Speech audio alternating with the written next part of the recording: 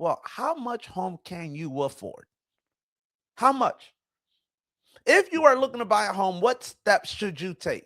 Right? This is what I want to go over with you guys. And the market that I'm going to analyze is Philadelphia. Philadelphia. I grew up in Philly. I know the Philadelphia housing market a little bit. I'm not a huge fan of the Philadelphia housing market, surprisingly. So I don't really invest in Philly too much just because of a lot of other reasons, geopolitical, blah, blah, blah. But it is a great opportunity. It's not too far from New York, DC. It's affordable. So let's go and use one of my favorite sites. It's called Redfin. Redfin is better than most investment sites. And here, I'm going to show you why. I put before the show just my filter. Here's my filter. I'm looking for homes in Philadelphia, right? I'm looking up to $250,000. We don't have to reach there, right? How much money do you make? That's going to be the predicate to the question or the answer of how much home can you afford? Well, if I look at several homes, look, this one here is 200,000. If you know the area, you're like, can I really afford a $200,000 home? Can I afford? Oh, look at this one's 140,000. I did see this one. I'll tell you why I probably wouldn't grab it because of the neighborhood that it's in, personally. But if you're already in this neighborhood, renovated home, you don't have to worry about anything. $140,000, 3 bedroom, 1.5 bath, 1,024 square feet. Probably has a basement that's not redone. Can you not afford this home or can you afford this home? Let's see. Let's see. Well, the reason I like Redfin is because here you can look at everything about the neighborhood, the walkability. They can't tell you the stuff you really want to know, like, are you in the ghetto? Probably. Let's see. But I mean, if you grew up in the ghetto, if you live in the ghetto, if you live whatever, like, what's the difference? You there now? I grew up in the hood. Then don't be mad when BlackRock comes and buys it. But here's the reason that this is important. Why I love Redfin is this payment calculator. At the bottom here, on this is what they're asking for, by the way. You never give them what they're asking for. It's a buyer's market right now. Homes aren't selling. It's a buyer's market. It's what they're asking for. You look through the pictures. Let's go through the pictures together first. This is just a basic search. Look, it comes with a little unfinished basement. Not probably the best parking situation, but decent enough. Decent enough, especially if you just want to get into home ownership. All right. So what do you then look at? All right. Schools aren't great. I'll tell you that. You better homeschool them kids. But if you just give them what they're asking for, which is the purchase price of $140,000. I looked up mortgage rates a little earlier. Right now, with the current interest rates and everything, you can get into a 30-year fixed mortgage at about 5.58%. And I put down that you can put 5% down, which is about $7,000. And if you don't got $7,000, I understand, but maybe buying a home isn't for you right now. Maybe let's save up some coin. Because even if we can get you, there's programs that can get you even lower down payments. But what happens when you have a roof leak or your toilet backs up? You're gonna want to have some reserve cash when you're a homeowner. So right now, if you were to get into this home, you would pay the bank principal and interest $762. Your property taxes to the city of Philadelphia for those bad schools that you're in that neighborhood, $38. The home insurance is $72, and your mortgage insurance, which is because you're putting under 20%, is $83 a month. Your total is $952 per month. The rule of home ownership is that you want to stay about 30% debt to income, meaning your home should only take up about 30% of your entire monthly income. If you're paying about $1,000 a month, and remember, this goes up a little bit every year, a little bit. Your property taxes goes up as the value of your house goes up. Your insurance might go up a little bit because the cost, you're more likely now to have to replace something. So if you're making $3,000 a month, $3,000 a month is about $36,000 a year. A bank will give you a loan for this. That is very reasonable for the average American to get into a home. Now, is this the home that you want? Maybe, maybe not. But home ownership isn't out the question. But this isn't even what I recommend. This is not even, this is just me throwing it out there so you can see. Really, what I recommend is when you start getting into multifamily homes that will hopefully also pay for themselves. So what did I do? I Googled, same thing, not Googled, I Redfin this search. This one here, the only difference that I put is at the bottom here, I put multifamily. Oh, multifamily homes. So what did I do? I came here and I said, okay, what's this area here? Are we still in to get to? Maybe, maybe not. Let's see. If you're from 19140, let me know. Let me know how this neighborhood is. But the reason that this one's important is because it's $180,000.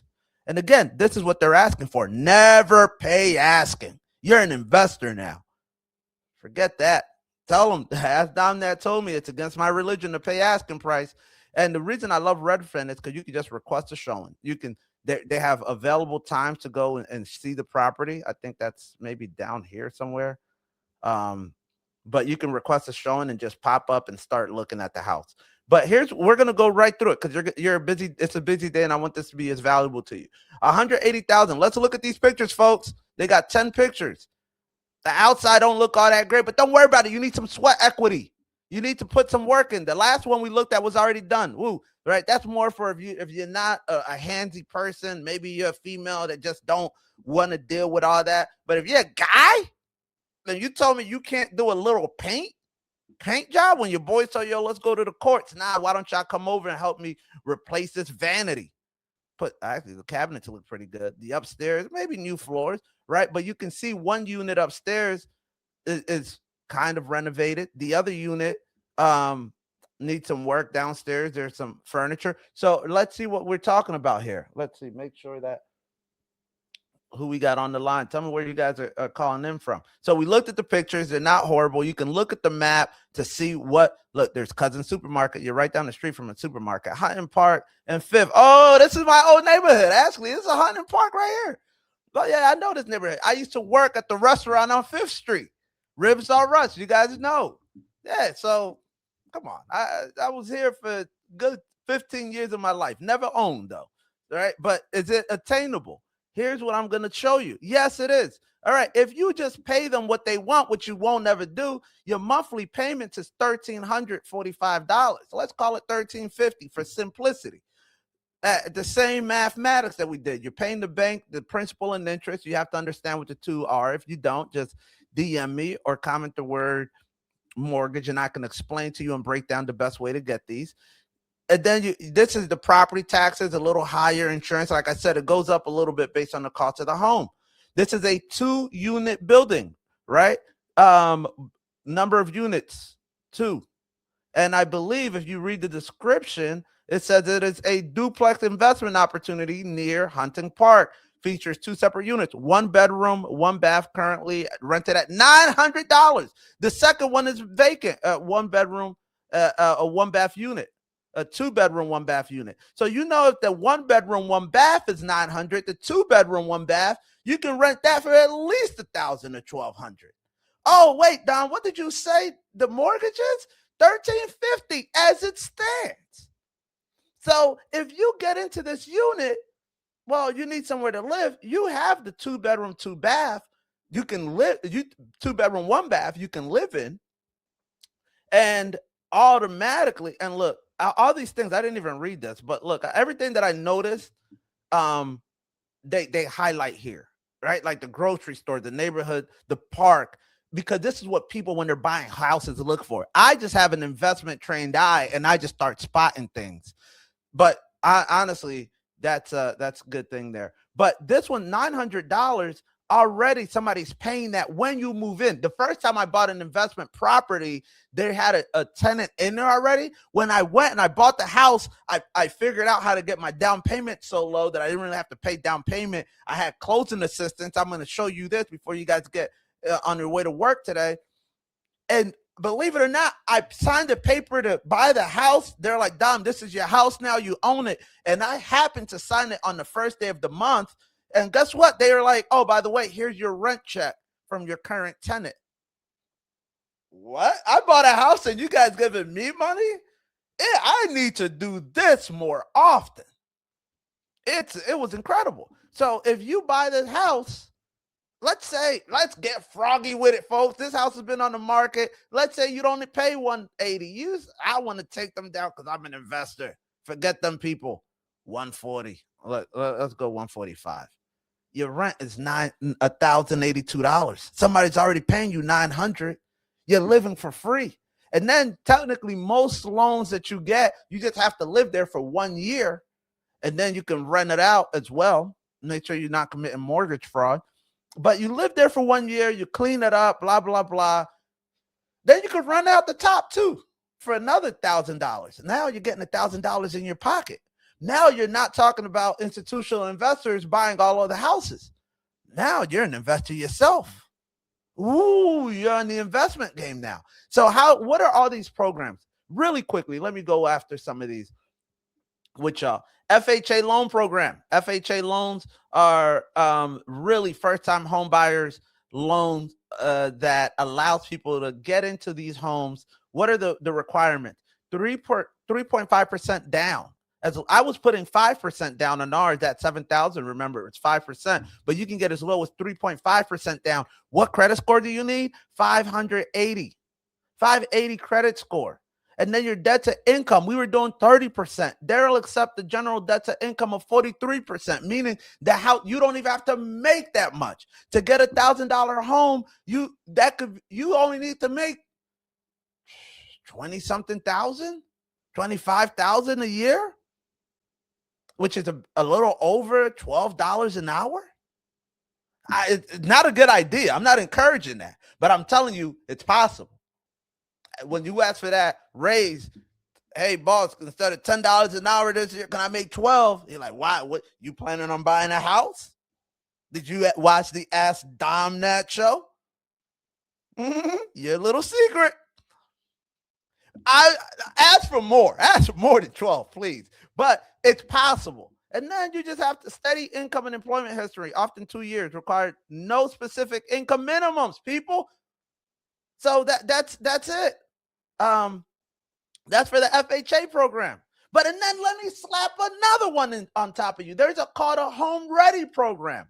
Home Ready program. I took this program. This is for low to moderate income householders and borrowers. What does it do? It as low as 3%. It brings your percentage even further down. It brings your interest rate even further down. That mortgage insurance that I showed you, we can cancel it. Cancelable mortgage insurance, that PMI. So you save that extra $83 a month or whatever it is. Flexible sources of income, because some of y'all got shady jobs. You don't got all the paperwork. You might work as delivering groceries or something else. I don't know. You might work as getting paid cash. Flexible sources of income, not too many questions. Competitive rates. I remember I took this online course. It taught me all about home ownership. And they were like, at the end of the course, they gave me a certificate and told me my interest rate went from 4 point whatever percent to 3.5. I'm like, thank Jesus. The program's out here. And then various types of property, single family homes, look at this. It fits for the home that I just showed you guys. First time home buyers, a lot of times, right? If you're buying with somebody else, with a partner. So the Home Ready program, all you have to do is complete a Home Ready program. It's an online course. Oh my gosh, Dom, too much information. I can't thank you enough. Is there any other program that you can share this morning? Yes, the NACA program, people. The NACA program. This is your first-time buyer as well. NACA program, this is a longer commitment program, but probably some of the best benefits that I've ever seen in a mortgage program. Let's go through it. America's Best, with no down payment, no closing costs, no PMIs, no fees, and below market rates. What? That's throwing the kitchen sink at these people. Look at these people in this photo with probably in a house now. That looks like a conference. They just finished their conference, but they about to go buy a house. $20 billion committed to this mortgage and $15 billion for Bank of America on the following extraordinary terms. Like we said, no, you get into a house. The first time I heard of this NACA program, I thought this lady was lying to me when she told me her interest rate was 1.23%, 1.25%, something like that. What? Crazy. So you don't have to pay closing costs, down payment, no fees, no mortgage insurance, no considerations of credit score. You got bad credit. So I showed you a program today that your credit could be as low as 580. Now I'm showing, and I'm ending this show showing you a program that you don't have to have any credit at all. And these are programs available. These are houses available. Now, all you have to do is spend the time doing the research, looking out what works for you in your situation. But home ownership and investing opportunities are available for you no matter where you are. Where I started the show was saying, yes, we need to get institutional investors out of real estate for single family homes. But that doesn't mean that you can't start your real estate investment journey, because those institutional investors aren't really buying at Broad and Alney. They're not. They're buying in different areas like Fishtown and whatever, Franklin, whatever other hipster community there is. Grace Ferry is a big one, but they're also concentrated heavily in one city. Right now, Atlanta, Georgia, Austin, Texas. They're concentrated in Miami. So that 5% is not fair when you look at it nationally, because they're not investing in the middle of nowhere, Iowa.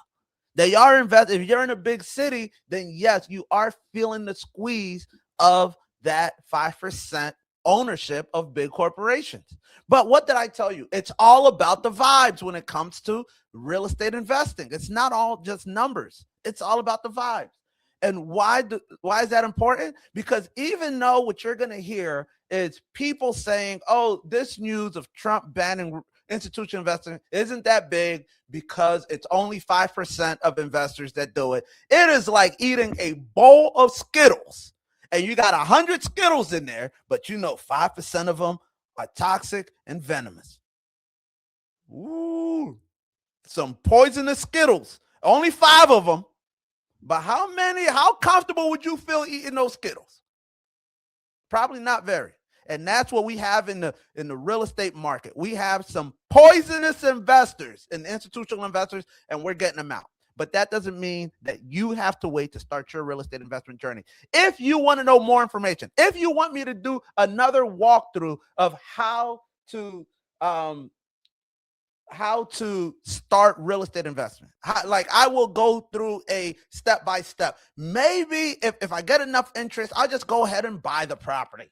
I'll buy the property with y'all. I don't know. I got to talk to my lawyer if I could even promise that. But I would just buy the property so you guys can see the entire process. I just want to bring you guys along with me. Let me know. DM me, comment. Just let me know. I don't want to buy this property by myself. I've already done that a bunch of times, and I've been very fortunate.